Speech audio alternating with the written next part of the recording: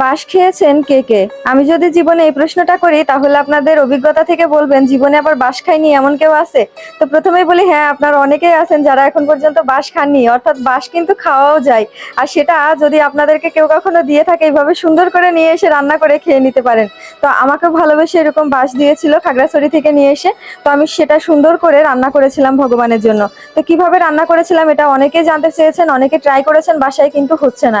তো প্রথমেই বলি বাঁশ যদি প্রথমেই কাটার সময় দেখেন যে শক্ত তাহলে ওটা রান্না করলেও কিন্তু শক্তই থাকবে, অর্থাৎ নরম হবে না। আর যেটা আপনি বানানোর সময় দেখবেন যে নরম, সেটা আপনি রান্না করলেও নরমই হবে। তো আমি যে বাঁশগুলো পেয়েছিলাম এটা মোটামুটি নরমই ছিল। তো এখান থেকে আমি কিছুটা স্বামীবাগ মন্দিরে জগন্নাথকে দিয়েছিলাম আর কিছুটা হচ্ছে আমি বাসায় রান্না করেছিলাম।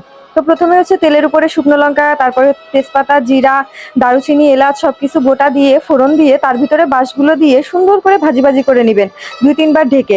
এরপরে আমি একটা পেস্ট তৈরি করেছিলাম, এখানে টমেটো, আদা, জিরা, তারপরে কাঁচামরিচ সবকিছু দিয়ে এই পেস্টটাও এখানে ঢেলে দিয়েছিলাম। এরপরে হালকা করে নাড়াচাড়া করলেই কিন্তু এটা একটা মাখা মাখা হয়ে যাবে।